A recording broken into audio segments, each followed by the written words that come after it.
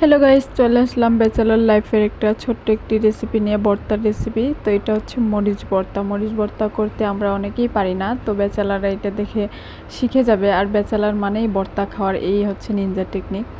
তো শুকনো মরিচ এখানে আমি 6-7টার মতো নিয়ে বেজে নিয়েছি তেল দিয়ে। তো বিচিগুলো না পুড়লে আবার ভালো লাগে না শুকনো মরিচ। তো আমি আগে প্রথমে তেল ছাড়া ও এমনি কড়াইয়ের মধ্যে ভেজে নিয়ে তারপর তেল দিয়েছি, তারপর এটা দিয়ে সেঁচে নিচ্ছি। তো আপনারা যারা চান পাটা দিয়ে বেটে নিতে পারেন, কিন্তু আমি সেঁচনি দিয়েই সেঁচছি, ইজি হয়ে যায়। তো এটা এখন ঢেলে নিব, সুন্দর করে ঢেলে নিয়ে আপনারা চাইলে পেঁয়াজটাকে হালকা তেল দিয়েও ভেজে নিতে পারেন, আবার কাঁচা পেঁয়াজ দিয়েও ভর্তা করতে পারেন। তো যেহেতু আমার এত অপচয় করা পছন্দ না, তো আমি কাঁচা পেঁয়াজ দিয়ে ভর্তা করব। সরিষার তেল তো উপরে দিবই, কিন্তু একটু পেঁয়াজটা ভেজে নিলে হয় কি, কাঁচার যে স্মেল, পেঁয়াজের কাঁচা স্মেলটা থাকে না। তো এটার জন্য বাট আমি ওইভাবে করি নিই। তো একটু লবণ দিয়ে এটাকে কেসলিয়ে নেব ওইভাবে।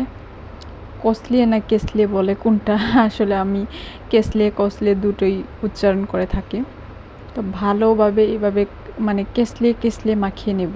মাখিয়ে নেওয়ার পর যখন একটু সুন্দর করে সব কিছু লবণ মরিচ পেঁয়াজের ভিতর ঢুকে যাবে, তখন হচ্ছে একটু সরষের তেল দিয়ে মাখিয়ে নিতে হবে, এই তাছাড়া আর কিছুই না।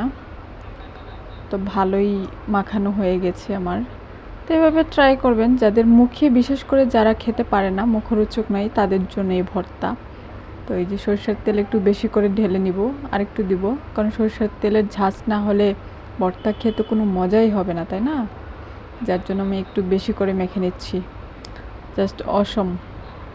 যাদের মুখে রুচি থাকে না, তারা এইভাবে ভর্তা তৈরি করে খাবেন। খুব সহজ এটা, মানে আলু টালু শুটকি টুটকি এগুলো তো ভেজে অনেক কিছু করতে হয় কাহিনি, তো এটার কোনো কষ্ট নাই। জাস্ট কাঁচা পেঁয়াজটা কাটবেন, শুকনো মরিচ ভাজবেন, কেসলিয়ে খেয়ে নেবেন, শেষ। আর যদি চান ওইভাবে খেতে পারেন।